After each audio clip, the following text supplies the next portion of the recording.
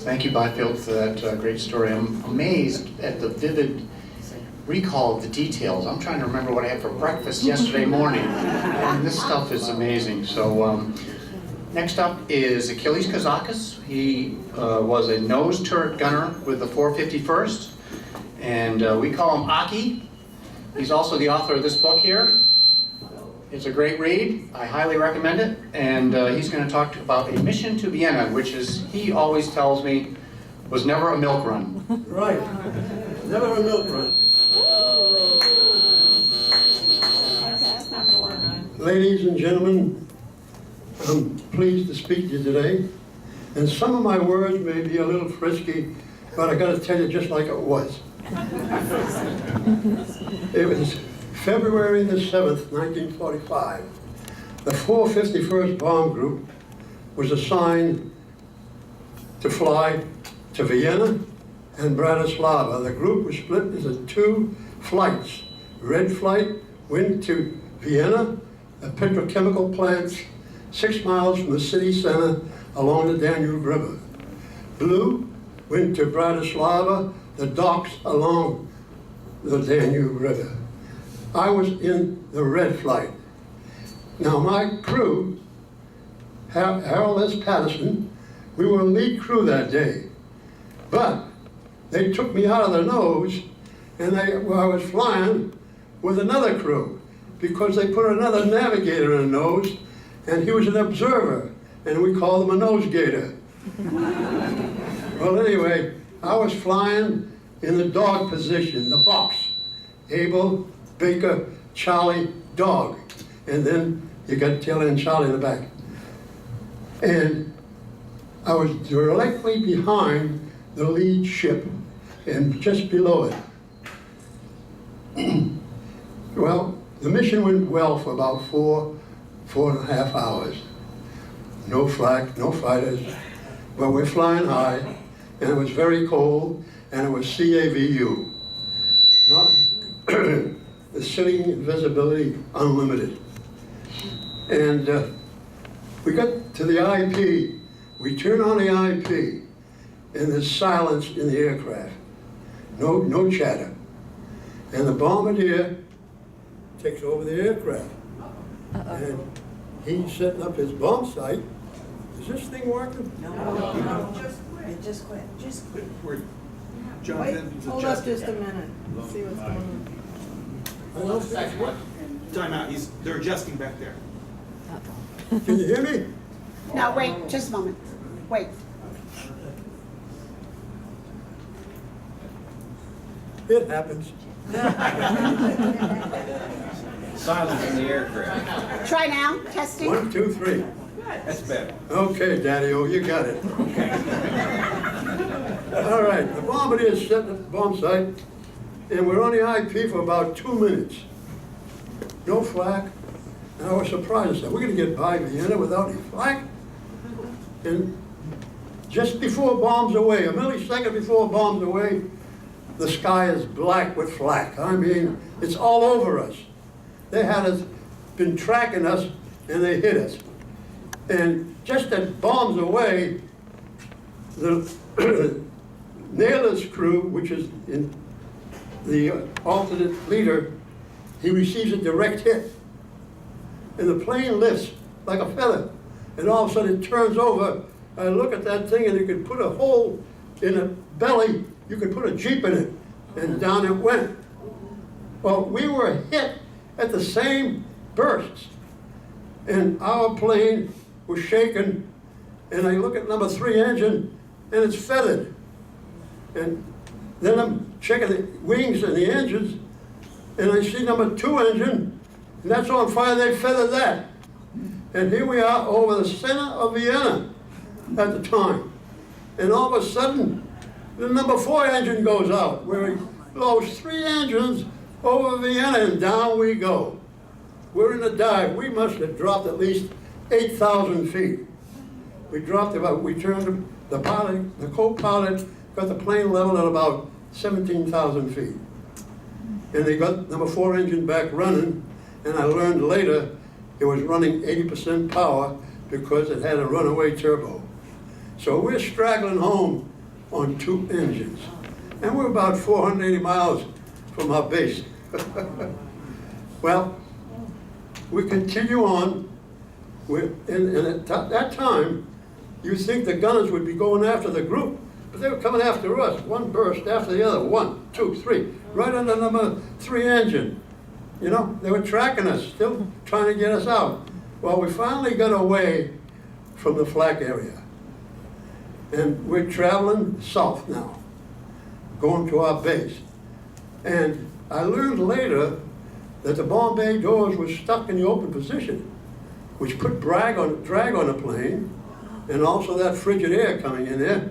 It was like an ice box.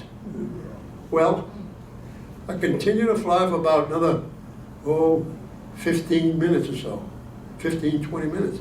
It was straggling along. And I look at 2 o'clock high, and I see 2 black dots. Oh my God, my heart starts pumping like a kettle drum, you know? And I got my guns facing the dots, and I hit the button to alert the crew. Intercom shot out, radio shot out, and I learned the hydraulic system was shot out. No flaps, no brakes, you know? So I kept my guns on the aircraft, and I noticed the planes did not turn into a pursuit curve and have their nose pointing at me. So I moved the guns away, and the planes were just sliding in towards us. And about, 300 or 400 yards, I see the star and bar on the side of the fuselage. And that means they're American aircraft. And I look at the tails, I look at the nose, they're red-tailed angels. They were our Tuskegee Airmen, our escort. And man, I was happy as a bird, you know?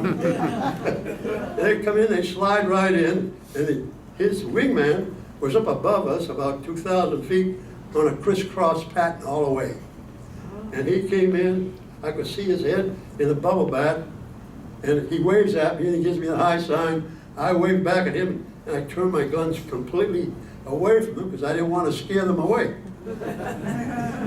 Well, we continue with the escort, and my mind is traveling now. And I'm thinking, are we going to have enough altitude to clear the Alps? Do we have enough petrol to get home? All that's going through my mind. And, it's about another 30, 40 minutes, maybe an hour, and we're approaching the Alps. And I'm looking at the snow caps and the rugged mountainsides, and we're about maybe 1,000 feet above them. We're losing altitude all the time because on the 2 engines and the bomb bay doors open, putting drag on the plane, we're losing altitude. Well, we cleared the Alps. Now we're flying into the mountains of Yugoslavia. And you know, funny thing about the mountains of Yugoslavia, to me they look purple. Maybe it's a granite or whatever it was. Well, we were over the Yugoslavia mountains, and I'm going to tell you that the nose turret has 2 sets of doors. The first set of doors connected to the turret. The second set of doors are connected to the aircraft, so no air will blow into the aircraft. Well, I'm looking around, and I turn my turret all the way to the right, and they got glass slots in the doors.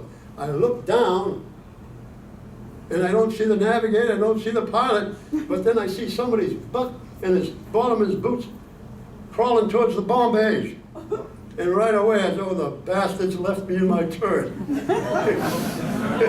I wasn't part of their crew, you know. I mean, that would never happen with my crew. Well, I got over that. There was panic in the turret, you know, but I got over it. And then a few minutes later, Zakharowski, the flight engineer, he opens my doors, and he taps me on the shoulder, and he motions me to, come on, follow me. So I secure my turret, I get out of my turret, and I follow Zach. And we're going down to repair the hydraulic system and some of the cables that were damaged. So we were really shot up. And We walked, no oxygen mask, no parachute, and we got to the hydraulic tanks just at the end of the second bomb bay, up high. And we were working on them, and every time the plane dipped, the hydraulics would fall all over me. My head, my hands, my neck, my back. My jacket, my B-10 jacket was soaked with hydraulic fluid. Hell, I was a Molotov cocktail, and I didn't know it. Well, we managed to fix some of the cables coming from the hydraulic tank. And then the cables, we took some baling wire from the bomb bays, the wire that connects to the fuses of the bombs. And the bombs drop, the wire's hanging on the bomb bay. We take that wire and we tie it around some of the cables, give it a little strength. Now we were there working about 20, almost 30 minutes. No oxygen, and cold, and wet with hydraulic fluid. Well, anyway, the navigator motions us, come on, get back over here on the command deck. There were the navigator, the bombardier, pilot, co-pilot. And the odd thing about it now, when I looked down and I saw those guys in his boots, the navigator and the bombardier were going to the command deck, so the navigator could navigate from there and give the pilot directions home. And the bombardier left to check the damage on the aircraft. But no one told me anything. We didn't have no radio or anything. So we all crawled up to the command deck. And now we're approaching our base. We've already passed the Adriatic, and we're coming over to Foggia. And I learned that no one on the command deck, pilot, not pilot, but navigator, bombardier, or engineer, could lower the landing gear manually. It's a red handle crank, hand crank, it's about that long. And it sits right above the bottom of the wing in the center of the aircraft. And it's about 6 feet away from the edge of the command deck. And I'm standing behind the pilot's seat, his back is, the seat is hitting my butt, you know. And I look at this thing, and I'm thinking, well, I remember in high school, foot-pounds of force. And foot-pounds of force is distance plus weight equals foot-pounds. Well, I weighed about 135, 140 pounds then, and the distance 6 feet, that gave me about 840 foot-pounds of force. Since they couldn't turn it down, I figured, hell, I gotta do it. So I would take 2 running steps and I'd dive for that handle. Well, the boys would tell me, don't do it, Kozakis, you missed the handle, you're dead. The bomb bay doors are open. But it didn't bother me. I said, no, I gotta do it. So I took 2 steps, dove at the handle, I grabbed it. And I felt a little nudge. So I got back up again, and I did it again, and I got that handle to turn 1/8 of a turn. I went back up again, and I got it to half turn down. So what I did, I climbed up on the bomb bays, and I started turning that thing. 1, 2, 3. And the more I turned it, the easier it got, which was telling me the landing gear started to come down. And I let go of the handle, and the handle started spinning like a propeller, telling me the landing gear is coming down. And thank God they came down in the lock position, which allowed the pilot, co-pilot, to land the plane safely. And we ended up about, 50 yards from the end of the runway. Now, our runway has a 3-degree slope. And the boys in the tail end of the ship were jumping out of the aircraft. The tail end was bouncing around. And the plane started to move down the runway backwards. And it started picking up momentum. I grabbed my parachute, jumped on the mat, got up, stuffed the parachute under the wheel, and brought the plane to a halt. Okay. And then pilot, co-pilot, bombardier, navigator, and the engineer came out of the plane. And I'm leaning on the wheel, the tire, of the plane, the left wheel, and then as they passed me by, all the adrenaline in my body left me and I hit the ground unconsciously. So when I woke up, I was in the aid station on my back, and I'm looking at the flight surgeon's face. And they're bandaging my wounds. Hell, I was wounded, and I didn't even know it, you know? Well, anyway, the pilot, the captain, the flight surgeon says, Kozakis, today you earned a Purple Heart. I'm looking at him, and facetiously I said, Captain, give me an aspirin, I already got one. The room was full of laughter, and I hear the medic, the Greeks flag happy. Well, anyway, they bandaged me up, hands, face, neck, and my head. And the medic drives me to my tent. It's nighttime now, everybody's asleep. So he takes my bag in the tent, my A3 bag with all my flight gear, and I walk to my bunk. I had a bunk made by Thursday. I couldn't sleep in a cot, no way. But the bunk didn't have no springs, just slats from frag boxes. Well, anyway, I look at my bunk, and it's empty. Bare ass, you know? And I said, hey, fellas. I started yelling, and I was hurt when I was talking. Hey, fellas, wake up. What you do with my stuff? You see, we had an agreement. Anybody gets shot down, the boys that remain could share that guy's goodies. Well, hell, they didn't even wait 24 hours. And they cleaned me out. My cigarettes, candy, the whole 9 yards. So Rodriguez and Balza on my left said, Greek Kozakis, we saw you go down. You left flight, you know, Laughlin with his Irish brogue. Kozakis, you left the flight and your plane was gone. So they all got up and put everything back like it was. So I said, look, fellas, they were asking me all kinds of questions. I said, look, fellas, I'm hurting, I'm tired, I want to go to bed. Please undress me and let me hit the sack. Well, they did that. When my head hit that sack, I went out like a light. I mean, I slept all the way through. The next morning, the boys are around me. Balzer brings over his canteen and gives me water. And Carrington brings me some cookies he got from home. And O'Loughlin's opened up a breakfast cake ration for me. Well, anyway, they treat me, you know, they kill me with kindness. And they ask me all these questions, and I answer their questions to satisfy their curiosity. Well, that afternoon, my pilot, co-pilot, and navigator bombardier came to visit me. And they were telling me, you're going to be all right, Kozakis, you'll be flying in a week. Anyway, I felt good about it. Well, 4 days of that, they would treat me and serving me now. And about the 4th day, they would say, Kozakis, get off your ass, man. You're all right.